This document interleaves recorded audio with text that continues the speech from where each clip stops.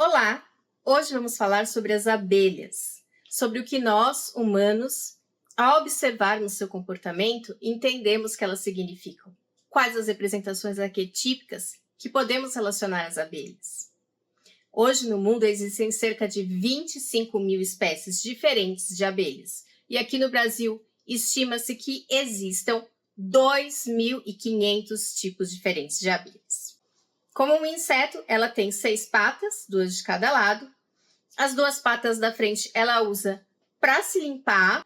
A pata do meio ela usa para se sustentar, para sua estabilidade. E as patas de trás, elas têm estruturas que parecem tubinhos.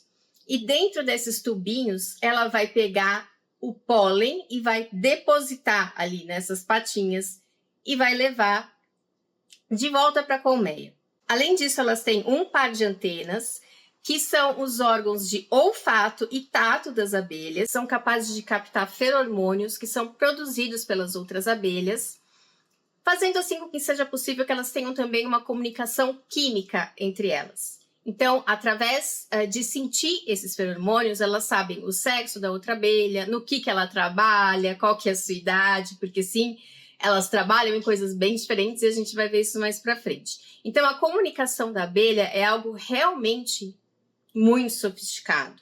Nas abelhas que fazem mel, os feromônios produzidos pela abelha rainha, por exemplo, inibem a construção de realeiras, que são células especiais para o desenvolvimento de futuras rainhas, porque, claro, enquanto a rainha está ali, ela não quer competição. Então, através dos feromônios, a rainha também desencoraja o crescimento de ovários nas operárias, para que elas não coloquem outros ovos, e atraem as abelhas da colônia para perto de si. Caso uma rainha desapareça da colmeia, as operárias vão notar a sua ausência por causa da falta desse feromônio, que elas não vão mais sentir. E aí o que vai acontecer é que feromônios que vão começar a ser produzidos pelas princesas, que se tornarão as próximas rainhas, vão começar a atrair zangões para os seus voos nupciais. Aí vai ser produzida uma nova rainha e vai ficar uma rainha só, porque essa rainha não admite mais nenhuma outra. Compostos químicos também são produzidos quando uma abelha dá uma ferroada em algum invasor, o que vai avisar todas as abelhas da colmeia que está acontecendo uma invasão e que elas precisam se defender. As abelhas hoje em dia são vistas pela ciência como animais muito inteligentes. Sim, eu sei que é um pouco estranho a gente pensar em um inseto como um ser inteligente, mas, por exemplo, o pesquisador Lars Schitka, que estudou abelhas por 30 anos, ou seja, por quase toda a sua vida, para ele, as abelhas são seres sencientes, que é bastante interessante. Elas têm toda essa comunicação que eu disse para vocês, à base de feromônios, mas elas também têm, por exemplo, uma comunicação através de danças, que elas fazem em conjunto. Essas danças, elas servem para elas informarem umas às outras da presença de alimento, da presença de água, de onde estão as melhores flores, da presença de inimigos, entre outras coisas. E, basicamente, existem 3 tipos de danças. Existe a dança em círculo, a dança em foice e a dança do requebrado. Por exemplo, quando a fonte de alimento se encontra perto da colmeia, elas fazem a dança em círculo. Quando a fonte de alimento se encontra a grandes distâncias, elas fazem o que eles chamam de dança do requebrado. E para distâncias intermediárias, na opinião delas, elas fazem o que eles chamam de dança em foice. Além dessas incríveis danças, os cientistas também comprovaram que as abelhas sabem contar, ou seja, elas contam as barreiras ou sinais no caminho que estão entre elas e o objetivo delas, por exemplo, as flores, e elas sabem reconhecer o rosto de humanos. Então, foram feitos, por exemplo, experimentos nos quais foram colocados rostos de humanos diferentes, uns associados a alimento, a flores, e outros associados à escassez de alimentos. E elas reconhecem esses rostos perfeitamente, como animais como nós, por exemplo, como mamíferos. Então, os cientistas hoje dizem que elas têm estados emocionais, que elas expressam esses estados emocionais, que elas sabem contar, pelo menos até 4, onde se sabe, E também que elas conseguem comunicar muito bem o que elas precisam comunicar umas para as outras. Então, a primeira metáfora que nós temos aqui sobre as abelhas, que nós podemos associar a significados que nós humanos demos a ela, principalmente no caso de abelhas sociais, que são o grupo que nós estamos falando agora, é essa questão da comunicação e de manter o grupo unido.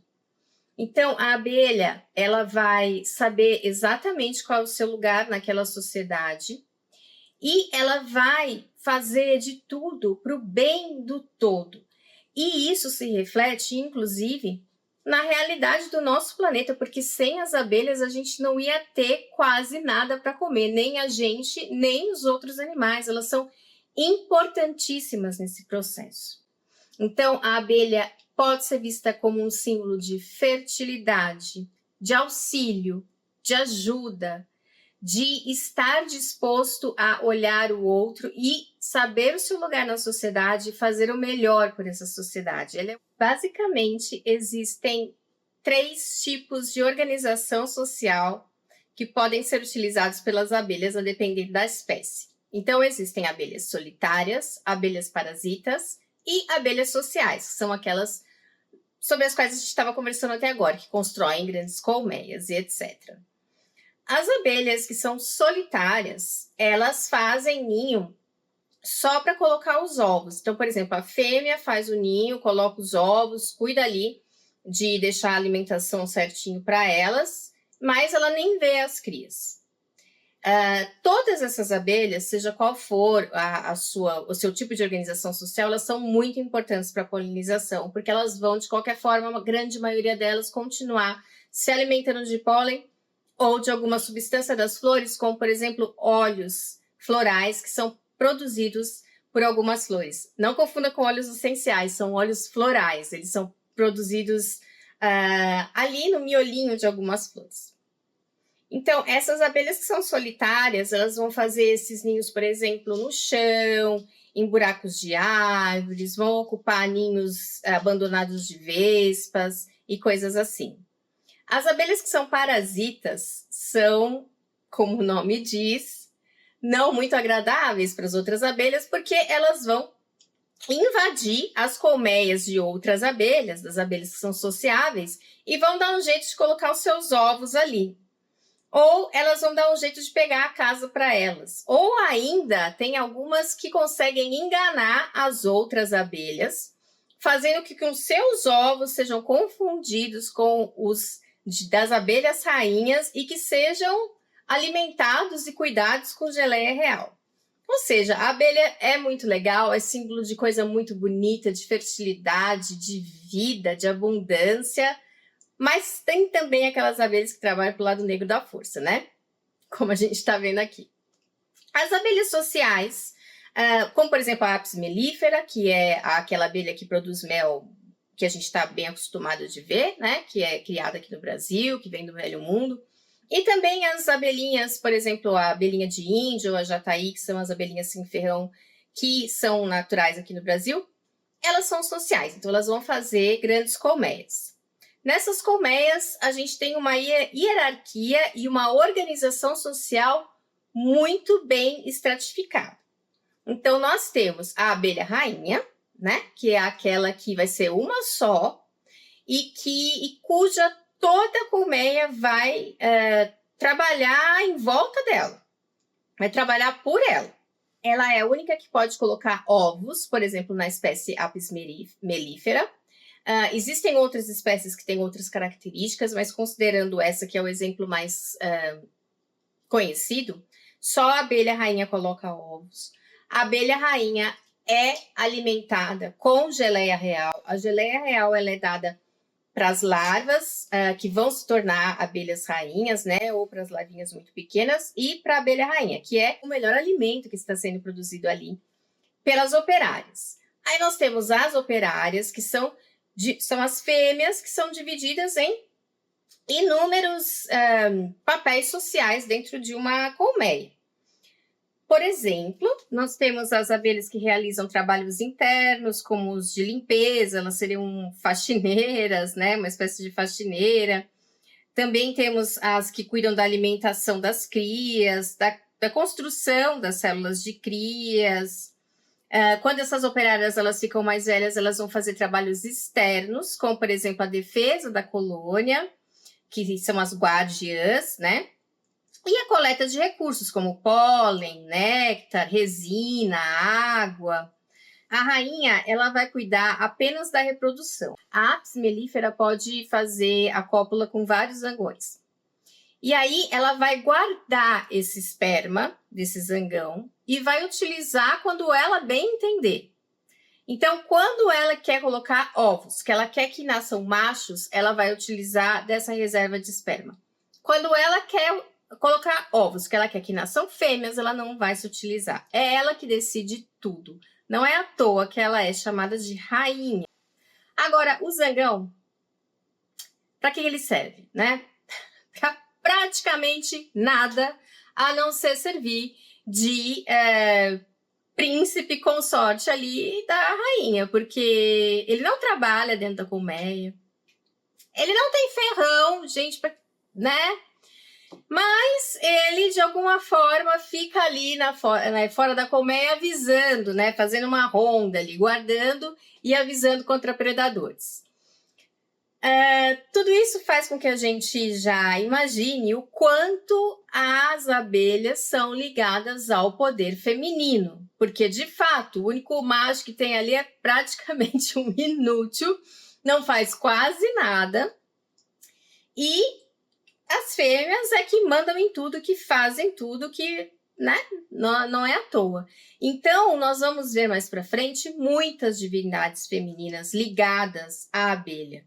Além de tudo, a abelha é aquela que produz o alimento, não só o alimento mel, que é o alimento que a gente vai diretamente, né, ter acesso, mas também o nosso próprio alimento como ser humano nesse planeta. Porque, mais uma vez, sem elas não existe quase nada para a gente comer. Então, o poder da abelha rainha, ele vai muito além dessa posição aristocrática que a gente deu para ela e que, né, de certa forma, ela tem dentro da colmeia. Ela é uma rainha mesmo nesse planeta. E a gente deve muito a ela. Bem, quanto à alimentação, a grande maior parte das abelhas, então, vai depender exclusivamente de flores para se alimentar. Assim como, por exemplo, as borboletas, como eu expliquei no vídeo das borboletas, que já está aqui no canal faz tempo. Elas vão se alimentar, então, de uma substância que, na nossa visão, é uma substância muito ligada a algo amoroso, algo etéreo, algo sublime, que são as flores. E, além de tudo, as flores são os órgãos reprodutores das plantas. Então, são aquelas que vão dar nascimento aos frutos e à prosperidade que temos aqui na Terra. Então, ela e a abelha são como se fossem uma só em termos simbólicos, porque a abelha também vai fazer isso, uma depende da outra. As flores evoluíram para receber melhor as abelhas, assim como as abelhas evoluíram para auxiliar melhor nessa polinização e ter assim mais flores e mais alimento. As abelhas elas vão se alimentar então do pólen e do néctar. Com o pólen elas vão fazer uma espécie de fermentado na colmeia, que é chamado pão da abelha ou saburá. E com o néctar elas vão fazer o mel. Elas vão então armazenar esse alimento dentro das colônias quando elas são sociais, as abelhas sociais, né? Para poder passar o inverno, para poder criar novas colônias quando necessário, né? Então elas vão ali armazenando, vão alimentar as crias, vão fazer a geleia real para a rainha e para as crias pequenininhas. E as abelhas que são solitárias, elas vão se alimentar também de mel e de pólen, mas elas não vão fazer esse armazenamento, elas vão simplesmente pegar esse mel e pólen e levar para as crias quando precisa. Agora, há aquelas abelhas do lado negro da força, como eu falei para vocês. Então, existem abelhas que vão entrar dentro das colônias das outras, das colmeias das outras, para roubar o mel das outras. Além disso, tem isso, né? E, além de fazer essa palhaçada com as outras abelhas, elas ainda produzem mel, só que o mel delas é venenoso para os humanos. Ou seja, existem realmente as abelhas que são a força da vida e existem aquelas que, né? Dois lados para tudo, né? Pares de opostos. Além de tudo, outro simbolismo, né, de pares de opostos, né, que nós podemos ver nas abelhas, ou seja, essa representação arquetípica do bem e do mal, da luz e da sombra, né, que eu estou brincando aqui, é que as abelhas, elas se alimentam, a grande maior parte, de néctar, de flores ou desse óleo floral, mas existem abelhas que se alimentam de carniça, né? Existem poucas abelhas que são chamadas de abelhas abutres e que se alimentam, então, de animais em decomposição, se alimentam da morte. Então, enquanto algumas se alimentam da vida, a grande maioria, outras se alimentam da morte. A gente vê isso também nas borboletas, porque, como eu expliquei no vídeo das borboletas, as borboletas se alimentam de néctar, né, que é o símbolo da vida, o símbolo de tudo que se reproduz, tudo que nasce, mas elas também se alimentam de matéria em decomposição. E isso é uma visão que a gente pode pensar que nesse planeta nada, infelizmente, é só luz. Né? A gente ainda não está nesse grau de evolução aqui nesse planeta. A gente pode acreditar, né, como dizem algumas filosofias, que quando estivermos mais na luz do que nas sombras, não estaremos mais aqui. Como diz, por exemplo, o budismo, né? Quando nós saímos da roda de Sansara e não estivermos mais encarnados nessa terra, nos tornaremos iluminados, nos tornaremos Budas e assim não teremos mais esse lado sombra, possivelmente. Mas, enquanto estamos aqui, como seres humanos, né? Temos esse lado sombra também. Temos a vida e temos a morte. E estamos nesse ciclo, né? Por exemplo, segundo os budistas, de reencarnações. E mesmo que não levemos em consideração o ciclo reencarnatório, tudo que vemos nessa vida nasce e morre em um ciclo eterno de renovação e decaimento. Portanto, as abelhas também demonstram essa questão, né, do lidar com a vida e com a morte. E isso sim vai aparecer em mitologias, como a gente vai ver.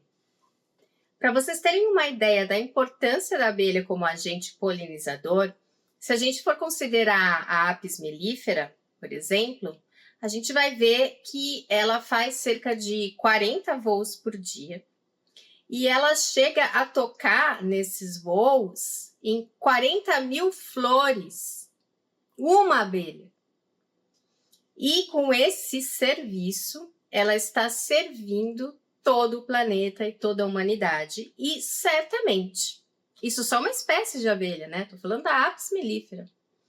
Certamente, as comunidades humanas, nos diversos lugares do globo, porque afinal de contas a abelha só não existe na Antártida, né? Em todo lugar que tem planta com flor, tem abelha.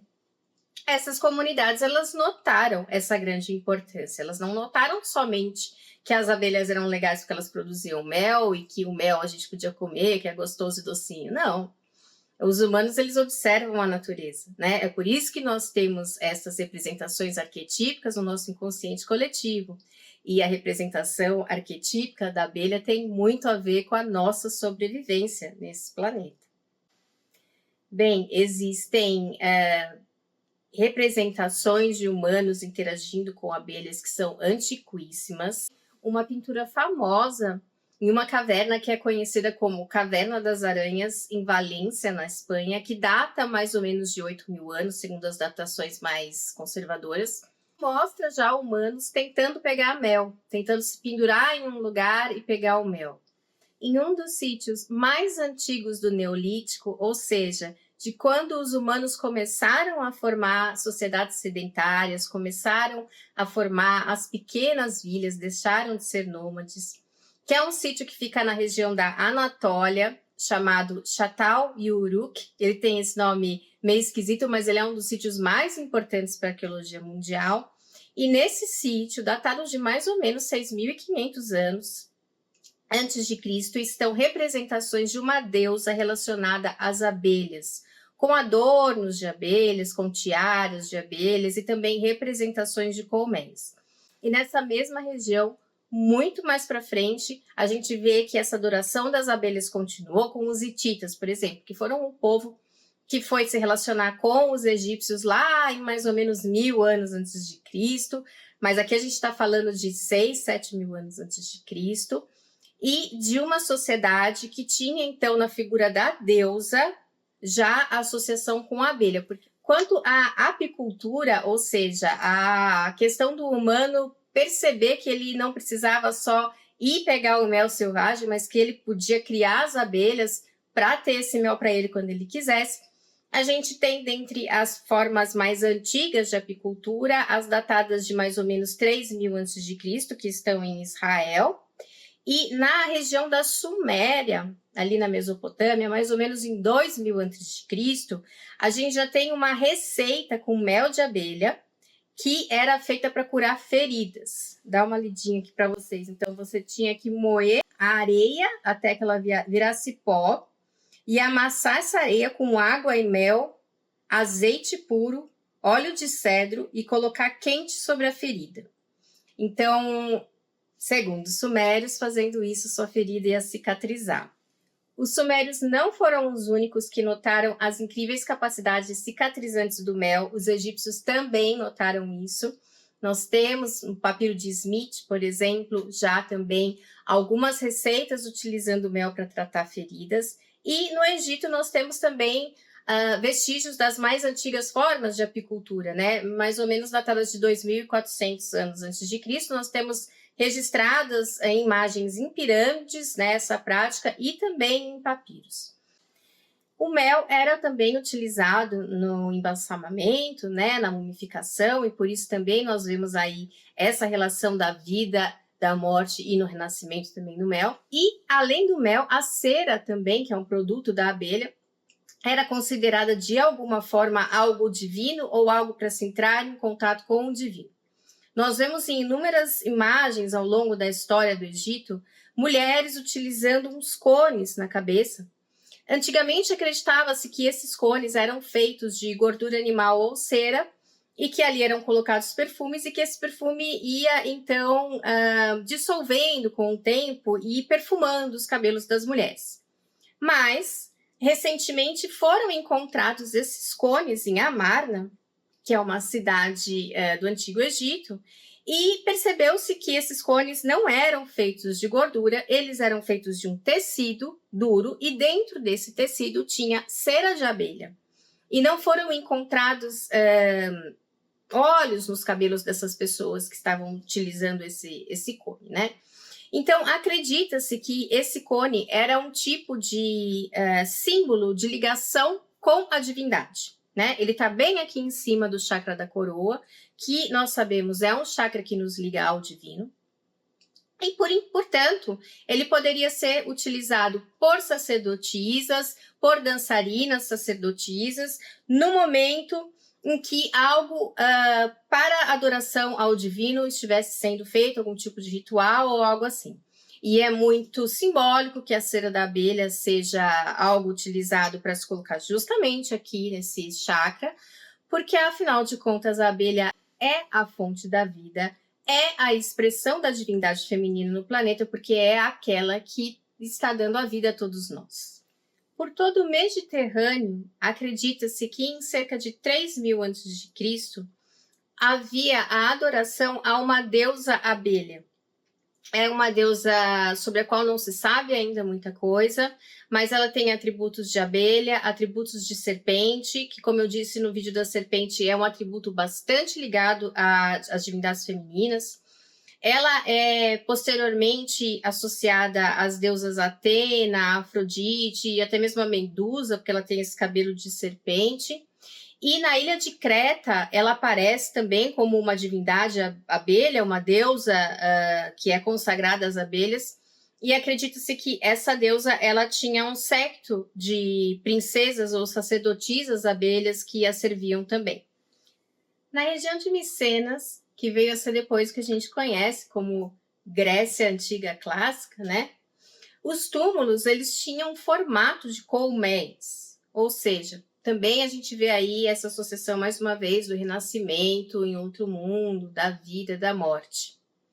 Já na Grécia Antiga Clássica, né, nós temos a figura de Melissa, Então, Melissa era, em algumas lendas, uma ninfa que teria cuidado de Zeus, ou, em outras lendas, uma princesa de Creta que teria cuidado de Zeus. Então, Zeus, o rei dos deuses, né? Quando ele nasceu, ele teria sido alimentado por Melissas, que colheu várias flores e deu néctar a Zeus, né? Néctar é o alimento dos deuses. E Zeus, em gratidão, transformou, então, Melissa em uma abelha, né? Em uma abelha rainha. Então, por isso, as abelhas hoje alimentam a humanidade. As sacerdotisas de algumas deusas eram também chamadas de Melissas, como, por exemplo, as sacerdotisas de Afrodite, em alguns locais, de Réa, de Deméter, Perséfone, de Ártemis, como a gente vai ver. E no caso de Afrodite, nós vamos ver que uma das nomenclaturas científicas que nós damos para a classe das abelhas hoje é Hymenoptera, que significa asas de véu, que refere-se ao ímen, que é o véu que ocultava o altar interno nos templos da deusa, assim como sua contraparte no corpo feminino. A combinação de sangue menstrual com mel era considerada o elixir sagrado da vida, o néctar criado por Afrodite. O hexágono, ele era considerado pela escola pitagórica como uma expressão do espírito de Afrodite. E as abelhas eram reverenciadas então como essas criaturas sagradas que sabiam formar esses hexágonos perfeitos. Além de tudo, Cupido, que é o filho de Afrodite, ou seja, o deus Eros, o deus do amor, quando ele ia flechar as suas vítimas que iriam se apaixonar, em algumas lendas se diz que essas flechas eram embebidas em mel. Sobre a deusa Ártemis, que é a deusa da caça, né, a deusa da força feminina, da liberdade feminina, deusa dos campos, uma deusa que foi muito adorada por muito tempo, né? Demorou muito para o culto a Ártemis ou o culto a Diana em Roma, por exemplo, ser substituído pelas divindades cristãs, né? A deusa Ártemis era também relacionada a uma abelha. Em Éfeso, os símbolos dessa deusa eram a tocha, o cervo e a abelha. E ela aparece, por exemplo, em algumas moedas de Éfeso, como essa abelha, né? O sumo sacerdote do templo de Ártemis era chamado de abelha-rei, enquanto as sacerdotisas virgens eram chamadas de Melissa, como eu falei para vocês.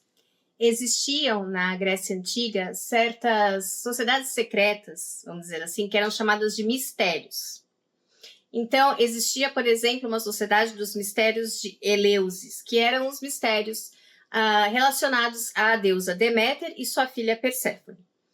Resumindo a história de Deméter e Perséfone, Perséfone ela foi raptada por Hades, né? Levada ao inframundo porque ele queria se casar com ela. Deméter, que era sua mãe, ficou arrasada e com a sua tristeza a terra inteira morreu. Nada mais nascia, nada mais crescia. Ficou um inverno eterno sem nascer nada. Então Zeus ficou muito preocupado com isso e conseguiu um acordo que fazia com que Perséfone viesse ver sua mãe e ficasse com ela metade do ano, e metade do ano ela voltasse para o inframundo para ficar com Hades. Então, quando Perséfone retornava, era primavera, tudo nascia, todas as plantas, todas as flores. Por isso, é algo bastante lógico que as sacerdotisas desses mistérios também fossem chamadas de melissas, ou seja, também fossem consideradas abelhas, que são aquelas que trazem, então, essa fertilidade. Aqui nas Américas, as abelhas elas já eram também adoradas pelas sociedades que aqui viviam. Existe, por exemplo, representações de abelhas dentre os maias, dentre os astecas.